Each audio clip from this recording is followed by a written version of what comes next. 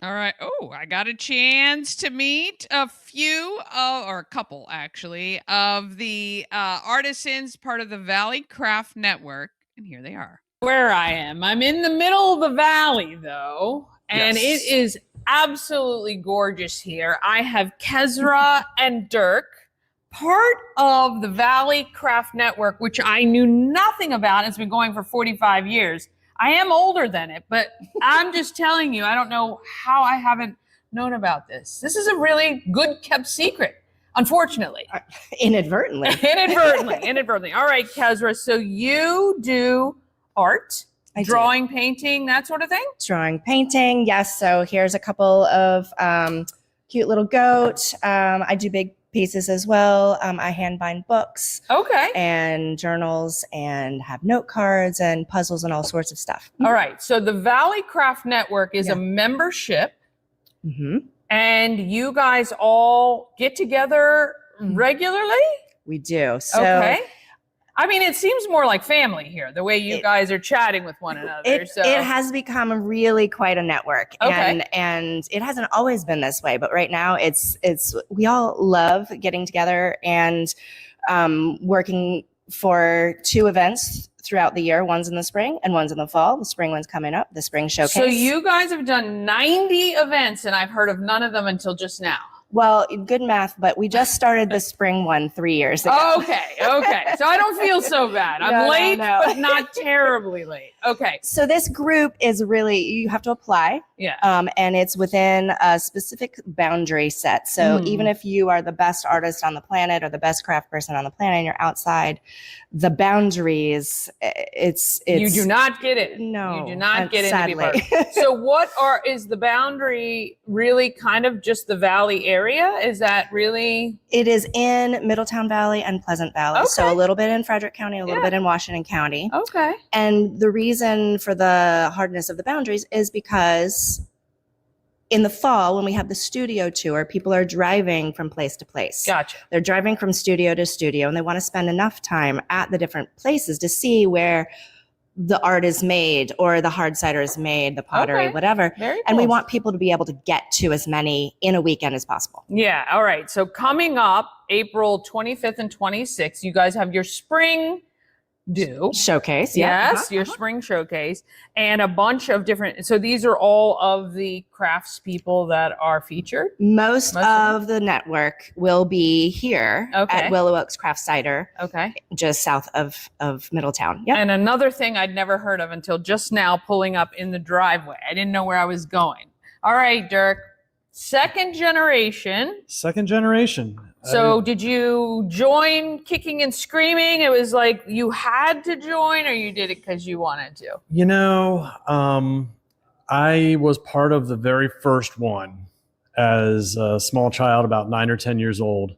Okay. And I made little clay dinosaurs and put them in our house my dad had just built, and people went crazy for them. So I kept making them. Oh, wow. But, you know, I kind of developed my own life and got into a career of teaching. And after 13 years of that, decided, you know, maybe teaching is not for me. Okay. And so the buildings that my dad had long retired, and about 4 years prior to me starting, and the buildings were showing their age. I was like, somebody's got to move in and start doing something here, or the buildings are going to fade away.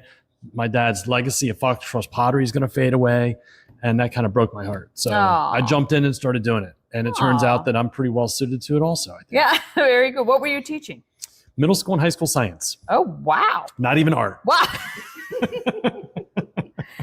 I think there's some science to the art that you do, definitely. because I cannot do what you do, obviously. And so there's a lot to it. So you are Fox Cross Pottery. Correct. Where are you guys based? We're about 3 miles outside of Sharpsburg, Maryland. Okay. So we're 1 mile from Antietam Battlefield. Okay. So you're in Washington County, or you're in Frederick County? Because I know we're in Washington County. Okay. We are in the middle of the Sino Canal National Park and the Antietam Battlefield National Park.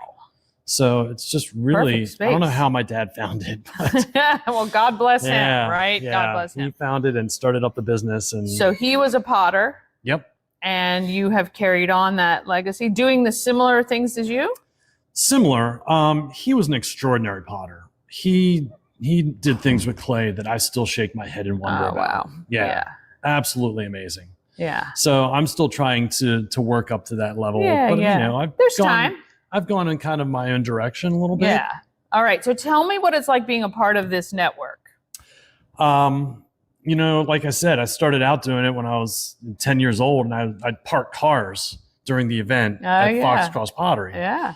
And make sure, because we didn't have a one-way lane, so make sure cars didn't get stuck in our field or anything. And then coming back and starting a pottery up again and being a part of this group, you know, it's just amazing how much it's evolved and grown since then. We sent out paper brochures and we put stamps on all of them and mailed them snail mail. Yeah. And now we have a website, we have a newsletter, we're in touch with all of these organizations like you guys and DC News Now, and we were part of NPR for a while, and it's just really grown quite a bit. Yeah, that's amazing. What is it about art that you think allows this to continue? I'm sure well beyond the 45 years it's been now. It will continue for a long time. What do you think it is? Well, I think it's for the artisans, it's a way of life. And for the people that come on the tour and come to the spring event here, it's people get inspired. They see people doing what they love and making a living doing what they love. Yeah. And us as a network, we help support each other. As the network, you know, we're not just out there doing our own thing. We are we're publicizing for each other, and we're doing some collaboration with I think Dirk has done some ceramics for a woodworker who makes charcuterie boards. And so that's a collab that's pretty cool. And so I think celebrating the hands-on creativity in a world where so often we are all in front of screens so much of the time, sort of that giving people the opportunity to see, to be reminded how rewarding it is to do hands-on creative stuff. Yeah. All right. So they invite you all April 25th, 26th, 10 to 5. It is right here at Willow Oaks Craft Cider. Beautiful, beautiful. I'm going to take some video after this so you guys can see it. It's phenomenal. You got to come out. And if someone is in the valley, in the bounds, are they allowed to reach out and join if they're an artisan? They can apply. Absolutely. Okay. There's information on our homepage of our website. I mean, I think this is a pretty good crew. If you apply and you're nice and you smile a lot, maybe they'll let you in. I'm not sure, but I think this is pretty cool. This is really, really neat. I think it's kind of like yesteryear, but today. Good. Is that kind of what it should be? I hope so. Is that close? Yeah. And we have a wide variety of artisans in our group. We have people that are brewing moonshine and making kombucha and painting and making goat soap and cheese out of goat's milk, and cider and wine and pottery and woodworking and metalworking. I like that we mentioned the wine, the cider, and the moonshine.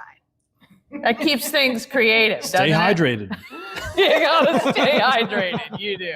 All right. This is some of the crew. How many members do you guys have? This year it's 15 studios. 15 studios. But how many and that's how many members are in the Valley Craft Network?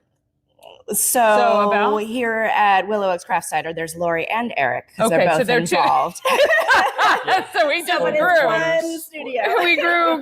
Pointers. Yeah. And Mark. Yeah. Okay, so how has this been larger before?